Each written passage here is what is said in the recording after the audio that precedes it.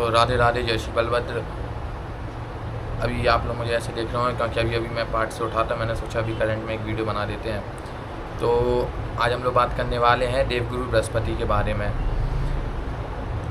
बृहस्पति कुंडली में 9th house और 12th हाउस को गवर्न करते हैं, ठीक है। 9th हाउस बताता है आपके धर्म के बारे में, आपकी स्पिरिचुअलिटी के बारे में, आप किस रास्ते पे चलेंगे इस बारे में। 12th हाउस बताता है आपकी मुक्ति के बारे में, मुक्ति के बारे में 12th हाउस बताता है, इसलिए वो आपकी लॉसेस के बारे में भी बताता है कि आपको लाइफ में कहाँ पे किन किन क्षेत्रों में आपको लॉसेस देखने को मिलेंगे, आपका खर्चा कहाँ पे होगा, ये आपको आपका 12th हाउस बताता है। यही 12th हाउस आपके 2nd हाउस से 11 नंबर पे आता है। तो 2nd हाउस के लिए 12th हाउस लाभ का काम करता है। 2nd हाउस जो आपकी वेल्थ होता है, यहाँ पे भी गुरुदेव अच्छे माने जाते हैं, मतलब यहाँ के भी कारक हैं, गुरु और शुक्र यहाँ के 2nd हाउस के कारक हैं, क्योंकि गुरु भी आपकी वेल्थ के बारे में बताता है, शुक्रदेव भी आपकी वेल्थ के बारे में बताते हैं। ग्रहों में 2 तरह के गुरु हैं, एक देवों के गुरु हैं गुरुदेव बृहस्पति, दूसरे गुरु शुक्राचार्य हैं जो असुरों के गुरु हैं। गुरु शुक्राचार्य आपको काम में फंसाने के लिए आए हैं। जो काम त्रिकोण होता है, कहीं ना कहीं उस पर जो स्वामित्व होता है वो कहीं ना कहीं शुक्र का होता है, क्योंकि शुक्र ही बताता है आपकी लग्जरी के बारे में, आपको कितनी लग्जरी मिलेगी, कितना आपको गेन मिलेगा।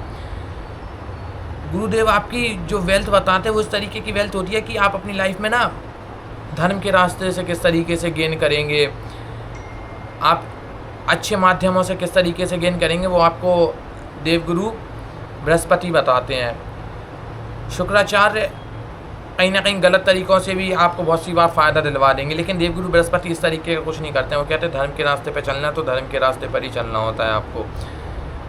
देवगुरु बृहस्पति ना ज़्यादा काम करना नहीं चाहते हैं, ज़्यादा मेहनत करना नहीं चाहते हैं, इसलिए वो 10वें भाव में नीच के होते हैं, मकर राशि में गुरुदेव नीच के होते हैं।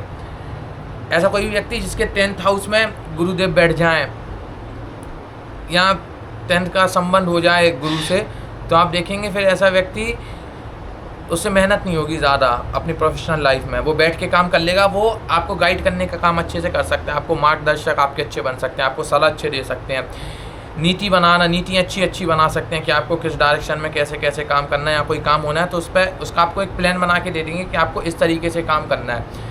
वो खुद उस काम को नहीं कर सकते हैं, ज़्यादा देर तक उनसे मेहनत नहीं होती, क्योंकि गुरुदेव का स्वभाव ही उसी तरीके का है, वो आपको गाइड करेंगे। गुरु का काम होता है आपको बताना, चलना आपको होता है उस रास्ते पे। सीताराम। तो उसी तरीके की है गुरुदेव की पर्सनैलिटी।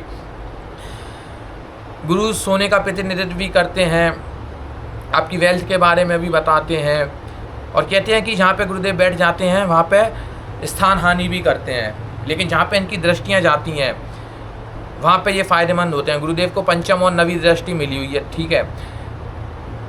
5वीं दृष्टि गुरुदेव की जहाँ भी पड़ती है वहाँ पे आपको आपके पूर्व जन्मों के आधार पे आपने जो भी अच्छे बुरे कर्म किए होंगे उनके आधार पे, वैसे ज़्यादातर गुरुदेव स्वफल ही देते हैं। फिर कुंडली में अगर उनका राहु से कंजक्शन हो जाए और वो कंजक्शन भी राहु उनकी तरफ आ रहा है या वो राहु पे जा रहे हैं, उस हिसाब से कॉम्बिनेशन देखना पड़ता है, लेकिन अभी हम बेसिक समझने की कोशिश करते हैं। तो 5th हाउस में आपने जो भी पुण्य कर्म किए होंगे उनके आधार पे आपको जहाँ भी गुरुदेव की 5वीं दृष्टि जा रही होगी उन आधार पे आपको फल देखने को मिलेंगे। 9वीं दृष्टि जहाँ जा रही होगी गुरुदेव की, वहाँ पे आपको देव कृपा, गुरु कृपा देखने को मिलेगी। आप ज़िंदगी में हो सकता है गुरुदेव की 9वीं दृष्टि आपके जिस भी भाव पे जा रही हो उन पर्टिकुलर डोमेन्स में आपको देखने को मिले कि आपको लाइफ में बहुत सारे गेंस नहीं मिल रहे उस जहाँ पे उनकी दृष्टि जा रही हो, आपको बहुत चीज़ें नहीं मिल रही हैं होंगी, लेकिन आप जब भी वहाँ पे फंसेंगे ना किसी चीज़ में उस पर्टिकुलर डोमेन्स में, तो आपको देखने मिलेगा कि आपकी ना चीज़ें अपने आप डील हो जाएंगी। आप कुछ कर भी नहीं रहोगे, फिर भी आप कोई किसी को भगवान माध्यम बना देंगे, या आपके अंदर से कोई ऐसा थॉट आ जाएगा, या आपको पता नहीं होगा कोई एक अननोन व्यक्ति आपके पास आके आपका काम कर जाएगा। सीधी वो आपके लिए भाग्य का काम करता है, आपके भाग्य का घर होता है। किसी भी व्यक्ति की कुंडली कितनी भी खराब हो, लेकिन गुरुदेव की 9वीं दृष्टि जहाँ भी जा रही होती है, जिस भी भाव में जा रही होती है, वो आपके लिए देव कृपा का काम करता है। गुरुदेव आपको भगवान से मिलाते हैं, इसीलिए चंद्रमा की राशि में उच्च के होते हैं। चंद्रमा आपका इमोशंस के बारे में बताता है कि आप इमोशनली कितने कनेक्ट रहेंगे चीज़ों से। भगवान से जुड़ने का माध्यम भी जो होता है वो इमोशन के माध्यम से ही होता है। थोड़ा सा सब्जेक्ट से हटेंगे तो नहीं, लेकिन आप फिर भी समझने के लिए 2 मिनट देखते हैं। 9 तरीके के रस होते हैं, 9 तरीके के इमोशंस होते हैं। श्रृंगार रस होता है। भक्ति रस में जब हम बात करते हैं तो श्रृंगार रस की बात करते हैं। आप भक्ति रस में जब आप जाएंगे, भक्ति रस के बारे में पढ़ेंगे, जानेंगे, तो उसमें आप श्रृंगार रस की बात ज़्यादातर करते हैं। प्रेम आता है क्योंकि उसमें भक्ति में आपको भगवान से संबंध बनाना पड़ता है, ठीक है। भक्ति मार्ग पे, योग के मार्ग पे आपको योग के माध्यम से आप जाते हैं, ठीक है। ध्यान के माध्यम से आप जाते हैं भगवान से मिलने। भक्ति के मार्ग में आप भगवान से प्रेम का संबंध बनाते हैं, उस आधार पे आप भगवान से मिलते हैं। तो आपके ये 9 के 9 इमोशंस ना बहुत ज़्यादा ज़रूरी होते हैं। इन्हीं 9 इमोशंस में से एक इमोशन होता है शांत रस। शांत रस होता है जब आपको ना सुख की अनुभूति होती है ना दुख की अनुभूति होती है, आप आनंद के उसमें रहते हैं।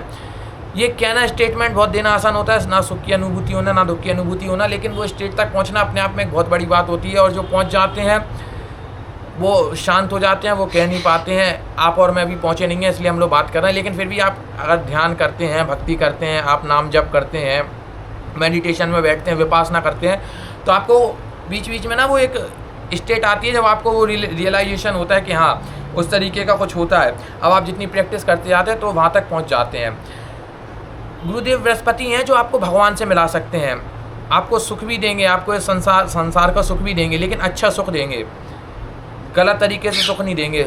शुक्र हो गए, राहु हो गए, ये कहीं ना आपको कामुकता में फंसा देंगे, काम सुखों में फंसा देंगे, लग्जरी में फंसा देंगे। गुरुदेव आपको लग्जरी में नहीं फंसाएंगे। आपके पास धन होगा, ऐश्वर्य होगा, जिनका भी गुरु अच्छी तरीके से बलवान तरीके से काम कर रहा होगा, वो उस अपने धन का उपयोग करेंगे समाज की अच्छाई के लिए, आध्यात्म के लिए, धर्म के लिए। और जिनका शुक्र काम कर रहा होगा वो भी, ऐसा नहीं है कि शुक्र गलत तरीके से काम करता है, शुक्र भी बहुत अच्छे हैं, बहुत अच्छे तरीके से काम करता है, लेकिन वो ना आपको लग्जरी में फंसा देता है। आप हो सकता है किसी अफेयर में फंस जाएं, लड़कीबाजी में फंस जाएं, राहु आएगा तो आप फंसेंगे ही फंसेंगे, राहु तो है ही इसी तरीके का प्लेनेट। लेकिन शुक्र भी आपको कहीं ना कहीं उन चीज़ों की तरफ अट्रैक्ट करते हैं।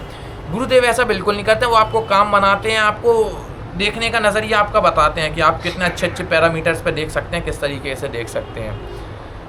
तो आज हम इस वीडियो में ये तो बात नहीं करेंगे गुरुदेव किस भाव में कैसे काम करते हैं, वो हम अगली वीडियो में बात करेंगे। इसमें आज इतनी बात करी थी। तो राधे राधे, जय श्री बलवंत।